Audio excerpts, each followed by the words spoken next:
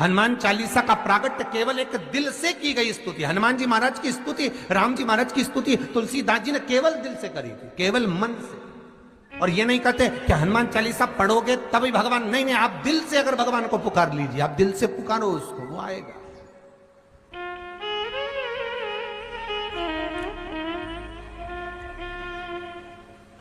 वो प्राप्त होगा हमारा और मिलेगा। उसके मिलन में देरी नहीं हो सकती महाराज, उसके मिलने में कोई चूक नहीं हो सकती, बस मन से पुकारो। को श्रवण करके तो देखो कि शिव जी के पास में भांग क्यों रखी है, क्योंकि मंथन के समय पर जब समुद्र का मंथन किया गया,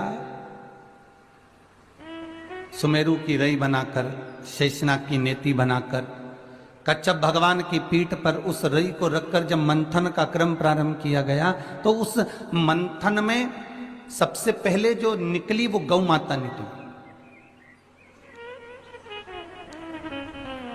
और गाय के निकलने के बाद जो विष प्राप्त हुआ, उस विष को ले जाकर किसको दिया जाए। आपको कथा में पहले भी कहा, घर में जो ठंडी रोटी रखी रहती है, ना तो बहू खाती है ना सास खाती, ना बहू खाती है ना बेटा खाता है। बहू सोचती है कि मैं अपने पति को क्यों खिलाऊं, ना पति खाएगा ना बहू खाएगी।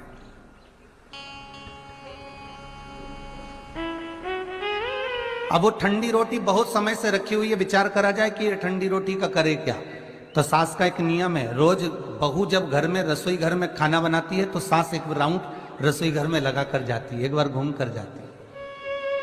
सास को रसोई घर से कोई दिक्कत नहीं है कि बहू क्या कर रही है, क्या बना रही है, उससे तकलीफ नहीं है। सास को यह देखना है कि रोटी कितनी बची है, सास को यह देखना है कि सब्जी कितनी बची है। और सास जो रोटी बची हुई होती है, जब गरम गरम भोजन बहू लाकर सास के सामने रखती है, मम्मी लो भोजन कर लो, तो सास कहती है बेटा दाल अच्छी बनी है, मुझे ठंडी रोटी ला दे। क्योंकि सास को मालूम है ठंडी रोटी ना बहू खाएगी ना अपने पति को खाने देगी, और मैं भी अपने पति को खाने नहीं दूंगी। ये रोटी बाद में या तो कुत्ते को डाल दी जाएगी, या रोड पर फेंक दी जाएगी, या फिर कोई बिल्ली को डाल दी जाएगी, या कहीं गाय को दे दी जाएगी। घर का नुकसान क्यों हो? क्योंकि घर की माँ ने एक एक ईंट जोड़ जोड़ कर ये घर बसाया है, तो वो चाहती है कि ये ठंडी रोटी मैं ही खा लूं। तो वो घर का जो बुजुर्ग होता है, घर का जो बड़ा होता है, घर की ठंडी रोटी उसी के हक में जाती है, उसी के हिस्से में जाती है। उसी तरह जब मंथन में लक्ष्मी जी निकली, भगवान के हिस्से में चली गई। मंथन में अमृत निकला, 33 कोटि देवताओं के हिस्से में चले गया। और मंथन में गौ माता निकली, वो देवहित में चली गई। पर मंथन में जो विष निकला वो महादेव के हक में आया, क्योंकि देव अधिदेव महादेव ये देवताओं के भी देव हैं। अर्थात भगवान नारायण हो, ब्रह्मा हो, इंद्र हो, आदिक आदिक जितने देवता, जितनी देवियां, ये जितने देवी देव हैं, इन सब का अगर जगत में कोई पिता है, जगत का कोई देव है, तो वो महादेव ही है महाराज। जो अमृत पिए वो देव है, और जो विष पिए वो महादेव है। क्योंकि विष पीना कोई सरल नहीं है।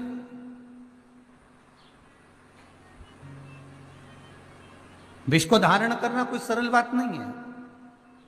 घर में ऐसे कई प्रसंग हो जाते हैं जिसको आप पी नहीं पाते, वो भी तो विष है। थोड़ा सा दुख आया, थोड़ी तकलीफ आई, थोड़ा कष्ट आया, थोड़ा रोग आया, थोड़ी बीमारी आई, थोड़ा सा तकलीफ आ गई, अरे पी लो ना उसको, थोड़ा रुको तो, शांति तो रखो।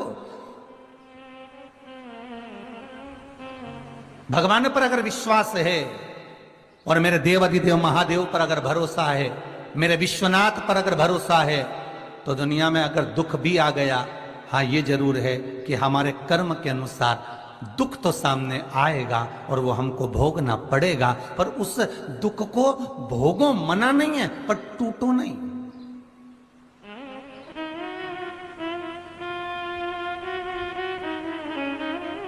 कई लोगों के खबर आती है, महाराज जी हम तो बड़े तकलीफ में हैं, हम बड़े कष्ट में, हम बड़े दुखी, हम तो मर जाएं तो अच्छा। अरे तो मरने से कौन सा फायदा होगा?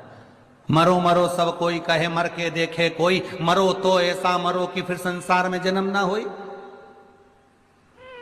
हम तो मर जाएं तो अच्छा। कई लोग फोन करके कहते हम तो बड़े तकलीफ में, बड़े दुखी हो गए परिवार से, कुटुंब से, हम तो मर जाएं। तो कितनी बार मरोगे? जहां पर नौकरी कर रहे हो, सर्विस कर रहे हो, उस नौकरी में, उस सर्विस में अगर ड्यूटी पूरी नहीं करोगे तो नाइट ड्यूटी में लगा दिया जाएगा, पर नौकरी तो पूरी करवाई जाएगी, ड्यूटी पूरी कराई जाएगी। 8 घंटे की अगर ड्यूटी है, 8 घंटे की नौकरी है, 8 घंटे की सर्विस है, तो 8 घंटे पूरे लेगा मालिक। उसी तरह अगर मान लो अभी तुम्हें दुख मिला, तकलीफ मिली, कष्ट मिला और तुम प्राणों को त्याग दिए, तुम मर भी गए, तो यह मत सोचना कि तुम्हें मुक्ति मिल जाएगी। फिर जन्म लेना पड़ेगा, फिर भोगना पड़ेगा, फिर मरो, फिर जन्म लेना पड़ेगा। पर जितना दुख अभी झेल रहे हो उससे 1000 गुना फिर झेलना पड़ेगा। इसलिए नौकरी पूरी कर कर जाइए, अपना कर्म पूरा कर कर जाओ, अपनी ड्यूटी पूरी कर कर जाओ। और जितना अपना नौकरी, अपनी सर्विस, अपनी ड्यूटी पूरी कर कर जाओगे तो रात को नींद जो लोगे वो चैन की लोगे। और अगर सोचा कि मैं तो मर जाऊं तो अच्छा, मैं तो चले जाऊं तो अच्छा, तो मरो। फैशन चल रहा है मरने का, तो आजकल अखबार खोलो, जब मालूम पड़ जाए कि ये मर गया, वो मर गया, मरो।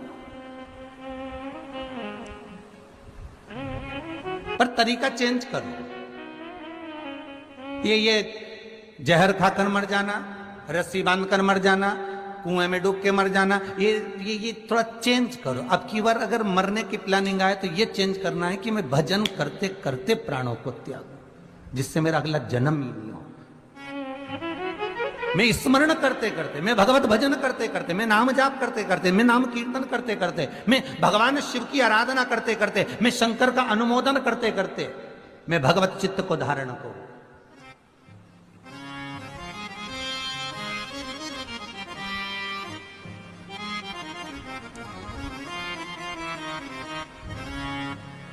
महाराज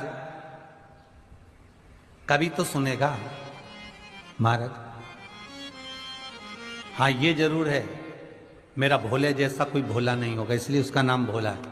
कभी तुमने किसी देवता का नाम इतना सरल देखा? भोला, एकदम भोला शब्द ही एक ऐसा हो जाता है, बिल्कुल भोला है, एकदम कोई मतलब ही नहीं। कितना आनंद में बैठा, इतनी भरी ठंड में, इतनी भरचक ठंड, चारों तरफ पानी गिर रहा है, बर्फ गिर रहा है, ओले गिर रहे, कोहरा पड़ रहा। आप में से कितने लोग हैं जो इतनी भरचक ठंड में शंकर जी के मंदिर गए हो तो कुनकुना पानी करके लेकर गए?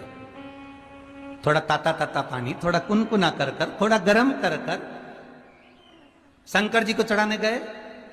है कोई जिसने शंकर जी को कुनकुना पानी चढ़ाया हो, ताता ताता पानी चढ़ाया हो? नहीं। वही सुबह से लोटा भरा, या शंकर जी के मंदिर में गए तो बाल्टी में से एक लोटा भरकर हर हर महादेव कर कर चढ़ा दिया। शंकर भगवान से जरा पूछो तो पार्वती कई बार बोली ठंड नहीं लग रही? भोलेनाथ जी बोले इनके भीतर के मन के आनंद के कारण मुझे ठंड भी नहीं लगती है। अब इतना भोला कहां मिलेगा जो इतनी ठंड में भी ठंडे पानी से नहा रहा? बोलो जरा। और आपकी कहें तो, मान लो आपकी कहें कि, फिर आप तो कहेंगे महाराज बिना गर्म पानी के हम कैसे रह सकते हैं? महाराज मेरा देव आदिदेव महादेव, मेरा करुणा सागर, मेरा त्रिकालदर्शी, मेरा कैलाशी, मेरा अविनाशी, मेरा शिव अगर बैठा है तो अलमस्त होकर, आनंदमय, मेरा भोला बनकर मेरी अलमस्ती में बैठा, उसे कोई मतलब नहीं किसी से। जो आया जो मांगा उसने उसको दे दिया, बस दिल से अगर पुकारा तो उसने सुन लिया। भगवान काय की सुनता है? हृदय की, मन की, दिल की। अगर दिल की नहीं सुनता होता तो कई लोग कहें कि जिनके हाथ नहीं होते, कई लोग कहते हैं हम तो भगवान की सेवा करते हैं इसलिए भगवान हम पर प्रसन्न होता है, तो जिनके हाथ नहीं होते क्या उनको भगवान नहीं मिलता है? कई लोग कहते हैं हम तीर्थ तक जाते हैं, हम तीर्थ करने जाते हैं, हम घूमने जाते हैं, मंदिर जाते हैं, चल कर जाते हैं पांव पांव, तो इसलिए भगवान हमारी सुन रहा है। तो क्या कोई पांव से विकलांग हुआ जिसके चरण नहीं होंगे, जिसके चरण नहीं होंगे या जिसके विकलांगता होगी, क्या भगवान उसकी नहीं सुनेगा? कई लोग कहते हैं हमें सुनाई देता है इसलिए हम कथा सुनते हैं, इसलिए हमें भगवान मिलता है, तो जो कानों से बहरा होगा क्या उसे भगवान नहीं मिलेगा? कई लोग कहते हैं कि हमारे नेत्र हैं, हम दर्शन करते हैं तो भगवान मिलते हैं, तो जिनके नेत्र नहीं होंगे, सूरदास होगा, तो क्या भगवान नहीं मिलेगा? भगवान इंद्रियों के बल पर नहीं मिलता कि चरण होंगे तो भगवान मिलेगा, हाथ होंगे तो भगवान मिलेगा, कानों से सुनाई देगा तो भगवान मिलेगा, नेत्रों से दिखाई देगा तो भगवान मिलेगा, नासिका के श्वासों से सुगंध ली जाएगी तो भगवान मिलेगा। भगवान इन इंद्रियों से नहीं मिलता। भगवान केवल निर्मल मन सो मोहि पावा, मोहि छल छिद्र कपट न भावा। भगवान केवल निर्मल चित्त से, निर्मल वृत्ति से, निर्मल मन से प्राप्त हो जाता है। फिर वही बात आ गई महाराज, कैसे कपड़े पहनूं कि मैं सुंदर लगूं। कभी विचार करना कर्म कौन सा करूं कि भगवान को अच्छा लगे। कपड़ों से भगवान पसंद नहीं करेगा, वस्त्र और आभूषण से भगवान पसंद नहीं करेगा। आप कितने सुंदर हो वो देखकर भगवान पसंद नहीं करेगा। भगवान की अगर पसंद का है तो आपका मन कितना सुंदर, आपकी वृत्ति कितनी सुंदर है, आपका दिल कितना सुंदर, आप भगवान को किस भाव से रिझा रहे हो।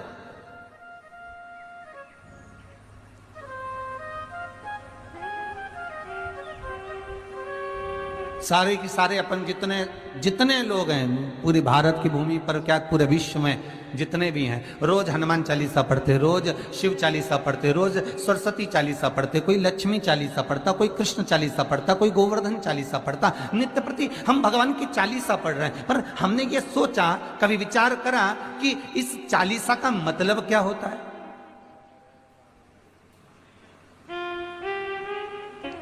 केवल 40 श्लोक, 40 लाइनें जो संतों ने लिख दी, जो तुलसीदास जी ने लिख दी, बस वो 40 लाइन, उसका मतलब 40 हो गया। आस्था चैनल के माध्यम से जितने घर बैठकर कथा सुन रहे हो, फेसबुक यूट्यूब पर जितने लोग कथा को ऑनलाइन श्रवण कर रहे हैं, 40 का मतलब क्या है।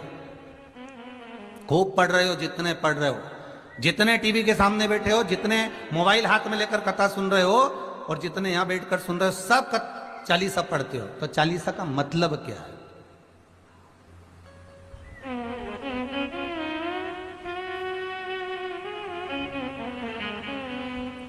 सबसे पहली 40 किसने रची थी महाराज? सबसे पहली 40। अगर कोई प्रश्न कर ले आपसे, बीच कथाओं में कई बार हमने भी आपको कहा कि सबसे पहली 40 की रचना श्री तुलसीदास जी ने करी थी। जिस समय तुलसी बाबा के पास में एक स्त्री आकर रो दी, नैनों से जल बह रहा है उस स्त्री के, और तुलसी बाबा भगवान की भक्ति में डूबे, राम नाम का स्मरण कर कर, रामचरितमानस का स्मरण कर कर गंगा के घाट से निकल कर जा रहे हैं, और वो स्त्री तुलसीदास जी के सम्मुख में आकर रुदन कर दी, तुलसीदास जी के सामने आकर रो दी, नैनों से अश्रु बह रहा है। क्या हो गया? मेरा पति। तुलसीदास जी को लगा क्या पता क्या बोलना चाहती है। अरे हुआ क्या?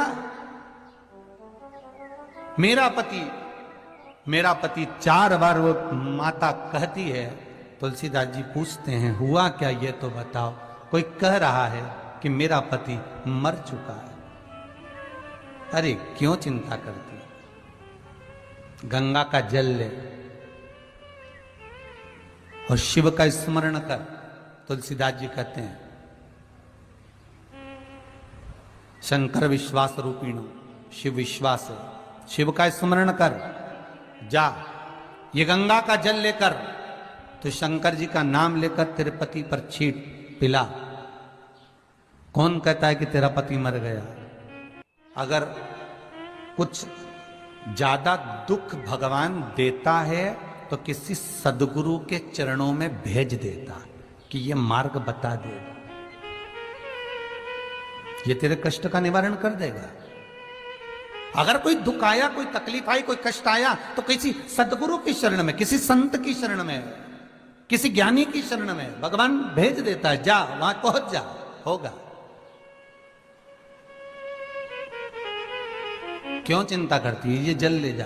अब रुदन इतना कि पति चले गए और बाबा कह रहे हैं कि गंगा का जल ले जा रही। गंगा तो अविरल बह रही है, पर कहा निर्मल मन सो मोहि पावा। भक्ति अगर विश्वास प्रबल है, भरोसा अगर दृढ़ी है और विश्वास अगर दृढ़ी है तो पत्थर में से जब भगवान प्रकट हो जाता है तो गंगा का जल भी अपना काम कर जाता है, अगर विश्वास है।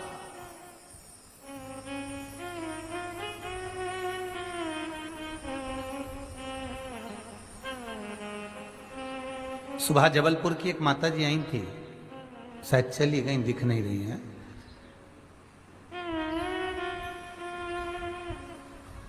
यहां पे जो लोग खड़े थे उनके सामने उन्होंने एक शब्द कहा था कि मेरे को शुगर बहुत थी महाराज। कौन खड़ा था? आप खड़े थे बहन? खड़े थे आप? कहां से आए आप? अमरावती। खड़े होके बोलिए, इनको दिखाना भाई। अमरावती दरियापुर से आए। क्या बोल रही थी वो? जबलपुर से आई थी वो।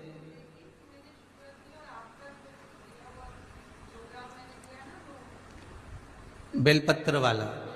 तो शुगर उसकी आराम से हो गई बिल्कुल, अब ना ऊंची जाए ना नीची जाए। ये विश्वास है, ये बाबा की कृपा है।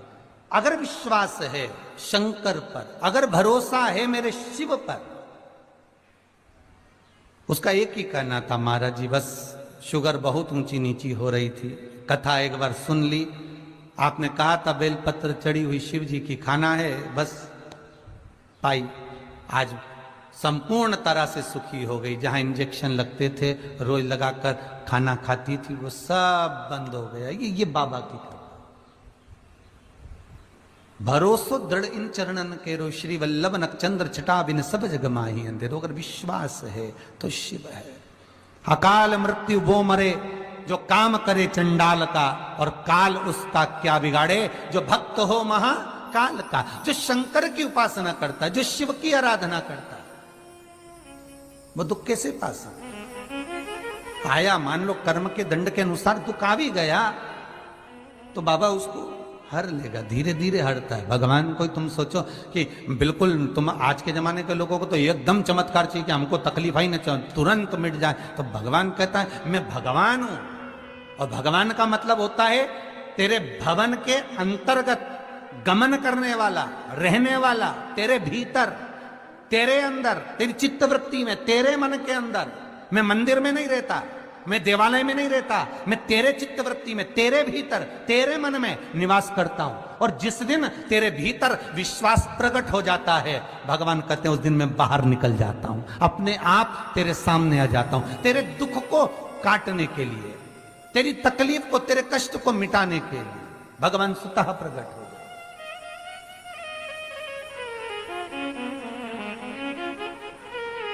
जब राम जी महाराज ने सेतु बनाने की विचार करा, कब करा?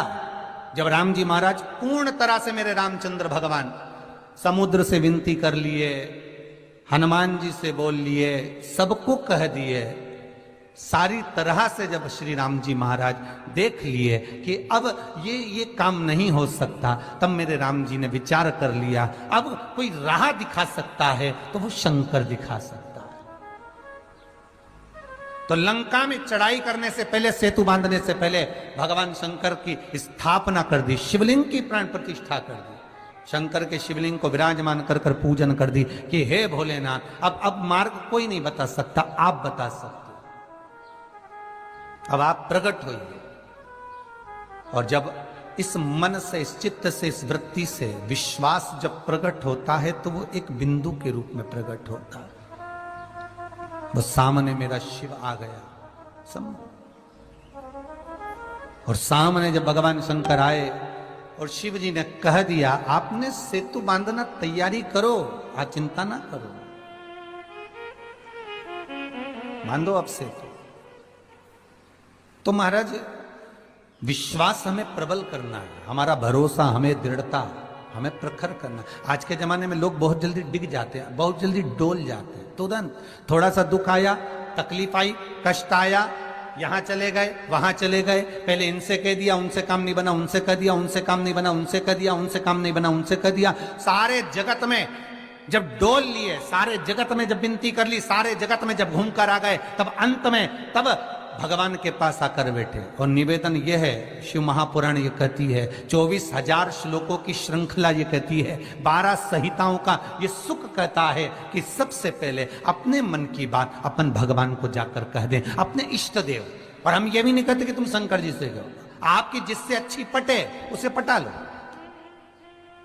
राम से पटे तो राम जी को पटा लो, भगवान कृष्ण से पटे तो भगवान कृष्ण को पटा लो, देवी जी से अच्छी बने तो माता जगदम्बा को पटा लो, अगर शंकर से अच्छी बने तो भगवान शिव को बना लो। तुम्हारी जिससे अच्छी बने उसको बनाओ, उससे जाकर विनती करो, उससे जाकर निवेदन करो, वो सुनेगा, वो पाएगा।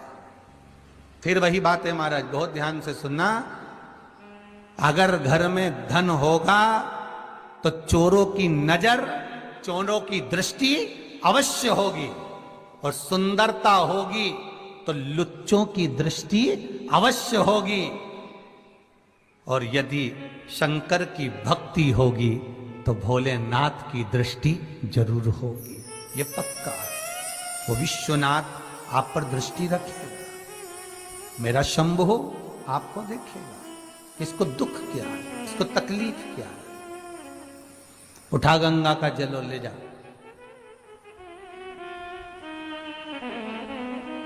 उठा गंगा का जल।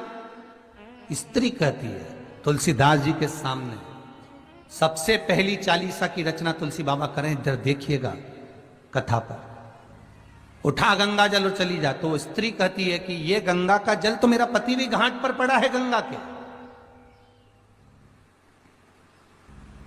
मेरा पति गंगा के घाट पर ही पड़ा है,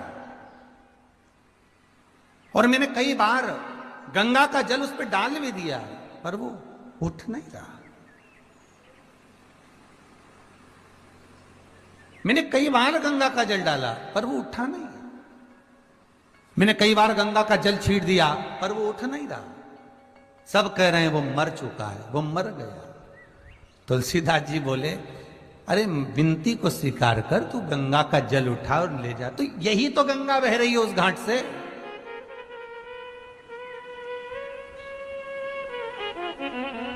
यही तो गंगा बह रही है।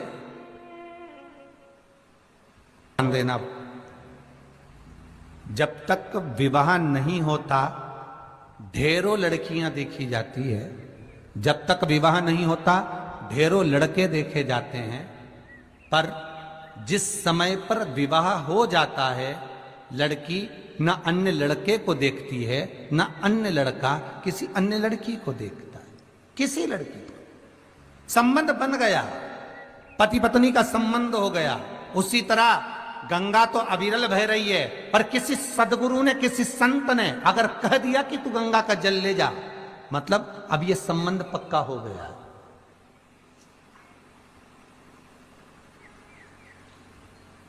श्रीमद् भागवत में एक भजन आप हमेशा सुनते आए होंगे महाराज, सत्संग ने मेरी बात चलाई, सतगुरु ने मेरी कीनी रे सगाई,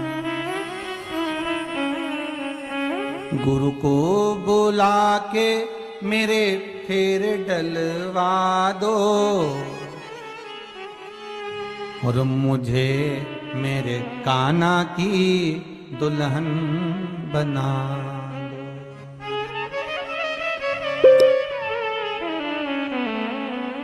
हमेशा अपन भागवत जी में ये भजन बहुत सुने महाराज, कि जब गुरु सदगुरु कोई संत एक बार भावर डलवा देता है, बस वो संबंध फिर पक्का हो गया। अभी तक गंगा बह रही है, तूने गंगा का जल उठाकर डाला भी पर पति जीवित नहीं हुआ, तुलसीदास जी कह रहे गंगा ले जा। तो फिर स्त्री फिर बोली मैंने कई बार डाल दिया पर जीवित ही नहीं हुआ।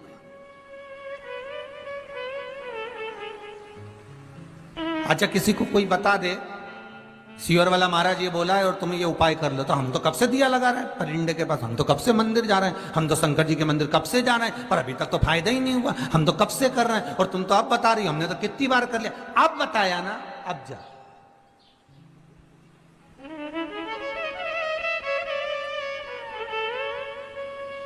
अब जाओ, अरे गुरु जी हमने तो पशुपति व्रत कर लिया, हमने तो ये, तो एक बार फिर कर, जा अभी जा कर, चालू कर जरा पशुपति।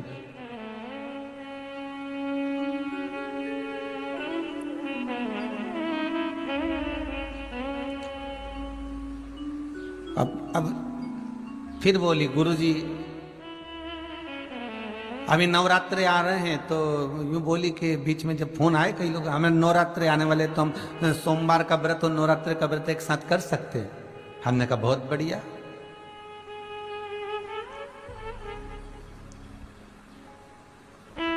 अब भगवान से आशा लगा के बैठिए कि भगवान मेरी सुन ले, और भगवान को ही चूना लगाने के चक्कर में बैठी है कि दोनों व्रत एक साथ करके दोनों को ही काम हो जावे। तो भगवान कभी इस व्रत से राजी हो गया या इस व्रत से राजी हो गया।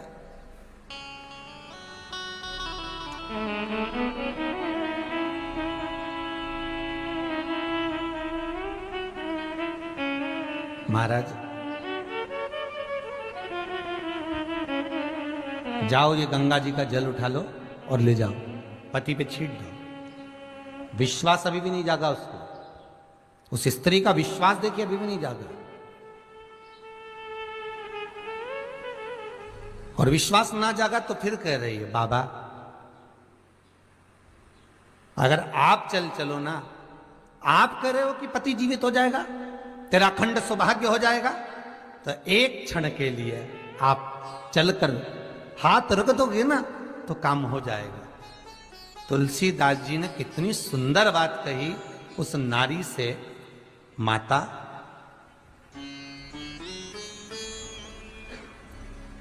जब तुम गुरु के वचन पर विश्वास नहीं कर पा रहे हो तो गुरु पहुंच भी गया तो क्या विश्वास रहेगा,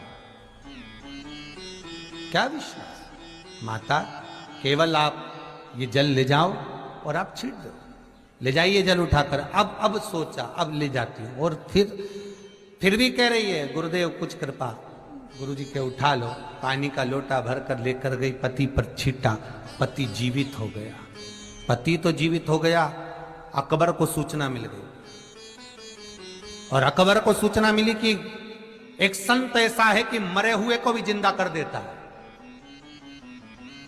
अकबर ने कहा बुलाओ उसको, हमारे राज्य में हमारे क्षेत्र में ऐसा संत कि मरे हुए को जिंदा कर दे तो वो तो हमारे पास रहना चाहिए।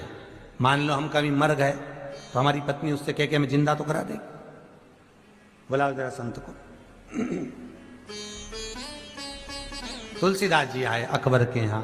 महाराज, अकबर ने कहा हमने तुम्हारा बहुत नाम सुन रखा है। जी महाराज, तुम मरे हुए को जिंदा कर देते हो। तुलसीदास जी बोले तो कोई हो सकता है क्या कि मरे हुए को जिंदा कर देते हो? नहीं, घाट पे एक महिला आई और उसका पति मर चुका था और तुमने जिंदा कर दिया। अरे तुलसीदास जी कहे महाराज ये तो व्यर्थ की बात है, वो तो बेचारी रोती हुई आई थी, मैं गंगा का स्नान कर आ रहा था, हाथ में गंगा जल था मेरे पास में, बाजू में रामचरितमानस थी, भगवान राम का नाम लेते हुए आ रहा था। अब उसको रोता हुआ देखकर मैंने कहा काहे को चिंता करती, तेरा पति जीवित हो जाएगा, बस इतना कहा और वो पानी लेकर चली गई और छीट दिया, जीवित हो गए। हो सकता है उसकी श्वास कहीं अड़ गई होगी और उसने पानी पिलाया और बच गया होगा। महाराज मेरा कोई भाव नहीं, पूरे नगर में बात हो रही है कि आप मरे हुए को जिंदा कर देते हो। प्रैक्टिकल करवा, एक मुर्दा लेके आ, मुर्दा रख दिया। तुलसीदास जी का इसको जीवित करो। तुलसीदास जी बोले ये तो कभी हो ही नहीं सकता, मरे हुए को कौन जिंदा करे? नहीं, जिंदा तो करना पड़ेगा, जीवित करो। अगर ये जिंदा नहीं हुआ तो तुम मरे। तुलसीदास जी के अच्छे फंसेदार, बताओ।